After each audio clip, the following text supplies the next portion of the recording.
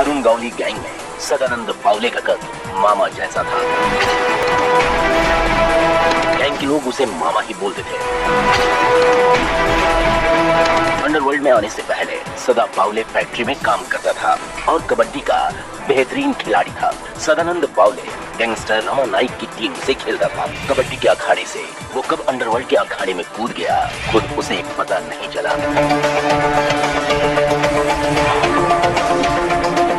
उसने Rama Naik gang join कर लिया। नागपाड़ा भाई खला एरिया में बीआरए गैंग का राज था।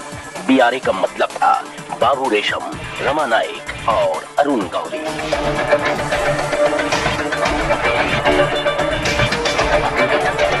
जैसे जैसे गैंग की ताकत बढ़ रही थी, वैसे वैसे दुश्मन भी तेजी से बढ़ रहे थे। दुश्मन गैंग ने बीआरए गैंग के रमा नाइक और बाबू रेशम को मौत के घाट उतार दिया, जिसके बाद कंपनी को अब अरुण गौली संभालने लगा।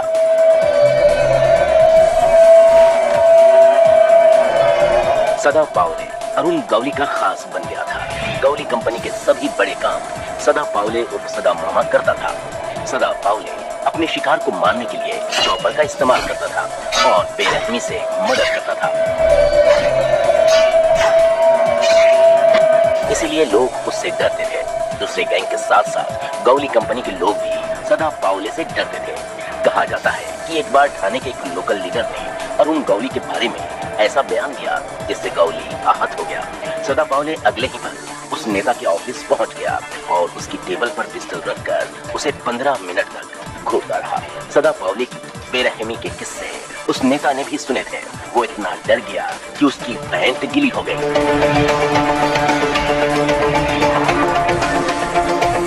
1990 में सदा पावले ने विजय तांडेल के साथ मिलकर अरुण गौली के भाई पप्पा गौली की मौत का बदला लिया। अरुण गौली के जेल में जाने के बाद सदा पावले उर्फ मामा और विजय तांडेल गौली कंपनी को संभालने लगे। सदा मामा को ना सुनने की आदत नहीं थी। जो भी उसे मना करता वो उसे मार डालता। गौली गैंग से जुड़े लोग बताते हैं कि जब डैडी जेल में था और कंपनी की कमान मामा के हाथ में थी, तब सदा मामा ने एक बिल्डर को एक्सटॉर्शन के लिए कॉल किया। बिल्डर बेहद डर गया और उसने अपने एक पुलिस इंस्पेक्टर दोस्त के मार्फत अरुण गौली को सीधे अप्रोच किया और एक्सटॉर्शन की रकम 50 लाख से घटाकर 25 लाख करवा ली। इतना ही नहीं, उस बिल्डर ने सदा पावले के खिलाफ पुलिस में कंप्लेंट भी दर्ज करवा दी। अरुण गौली ने मामले को रफा दफा करने को कहा, लेकिन सदा मामा ने अरुण गौली को दो टूक शब्दों में कहा। बिल्डर को पुलिस के पास नहीं जाना चाहिए था और 2 दिन के अंदर उसने बिल्डर को उसके ही ऑफिस के अंदर गोलियों से भून दिया। सदा पावले अरुण गौली गैंग की रीढ़ की हड्डी बन गया था। जब गौली गैंग की अपराधों की लिस्ट तेजी से बढ़ने लगी और अरुण गौली ने राजनीति में आने का ऐलान कर दिया, तब ऊपर से पुलिस को गौली कंपनी को खत्म करने के आदेश दिए हैं। डिपार्टमेंट ने एनकाउंटर स्पेशलिस्ट विजय सालस्कर को गौली कंपनी को खत्म करने की जिम्मेदारी सौंपी। विजय सालस्कर ये जानते थे कि अगर गौली कंपनी को खत्म करना है तो सबसे पहले कंपनी की रीढ़ की हड्डी यानी सदा मामा को अंजाम तक पहुंचाना होगा।